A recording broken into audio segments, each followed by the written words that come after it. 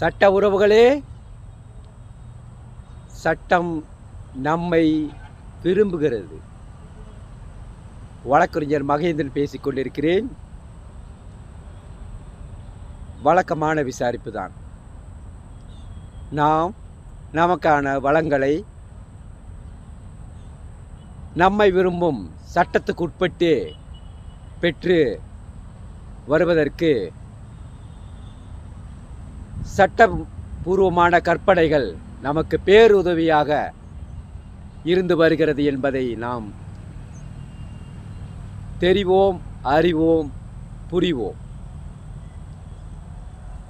அந்த விதத்தில் வழக்கறிஞர் மகேந்திரன் இன்னைக்கு சில விஷயங்கள் பகிர்ந்துக்கிறேன்.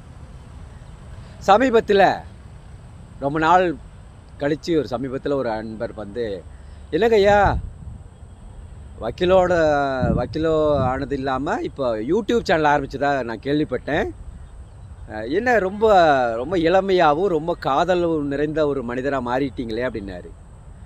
என்ன சொல்ல வரீங்க அப்படின்னு. ஆமாம், என்ன சட்டம் நம்மை விரும்புகிறது, லா லவ்ஸ் அஸ்ன்னு மாதிரி ஏதோ சொல்கிறாங்களே, அது என்னங்கய்யா?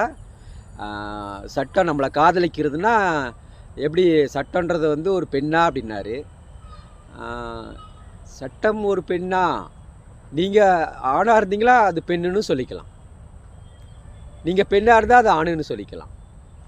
சரி, இந்த சட்டம் நம்மளை விரும்புவதுன்னா அது எந்த வடிவத்தில் இருக்குது?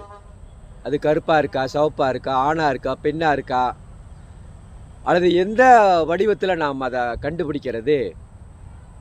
ஏன்னா இது சாதாரணமாக விட்டுற முடியாதுங்க ஐயா. ஏன்னா பெரும்பாலும் வழக்கறிஞர் தொழில்னாலே சட்டம் படித்தோமா, விரைவில் சட்டத்தில் ஏராளமாக சம்பாதிக்கான அத்தனை வாய்ப்புகள்லையும் ஈடுபட்டு வாழ்க்கையில் செட்டில் ஆகிறதுக்கான வழிமுறைகளை தான் பெரும்பாலான வழக்கறிஞர்கள் ஈடுபடுறாங்க. அந்த விதத்தில் உங்களுக்கும் பெருசாக வயசும் இல்லையா? நீங்களும் இப்போ 45 கடந்துட்டீங்க. அப்படிங்கும்போது வாழ்க்கையில் உங்களுக்கு காசு சம்பாதிக்கிறதோ செட்டில் ஆகிற ஐடியா இல்லையா? ஏன் இந்த வேலையிட்ட வேலை? யூடியூப் ஆரம்பித்து ஏதோ கட்சி ஆரம்பிக்கிற மாதிரி சட்டம் நம்ம விரும்புகின்றத கருத்தியலோடு ஏன் இந்த மாதிரியெல்லாம் கடையை போட்டிங்கன்னு கேட்டார்.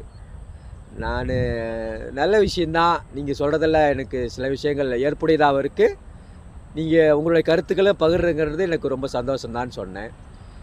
அந்த விதத்தில் நம்மளை விரும்பக்கூடிய இந்த சட்டமானது எந்த வடிவத்தில் இருக்குது, எப்படி இருக்குது, எங்கே இருக்குது, இந்த மாதிரியான கேள்விகள் நம்ம ரொம்ப போட்டு தேட வேண்டிய அலட்டிக்க வேண்டிய அவசியம் இல்லைன்றதை நான் சொல்ல விரும்புகிறேன்.